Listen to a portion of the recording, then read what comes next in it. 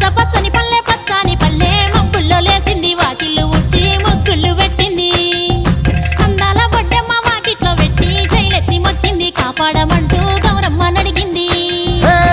ఆడబిడ్డలు ఇంటింట నిందే అమ్మ నాన్న గుండెంతో పొంగే సత్తి పిండి సకినాలు చూస్తే నోటి నిండా ఊరిల్లూరే పొద్దు పొద్దున్నే తమ్ముళ్ళు లేచి పూల కోసం బయలెల్లి ఉరికే శాపపరిచి వాకిళ్ళలోన చెల్లెళ్ళంతా బతుకమ్మ పేర్చే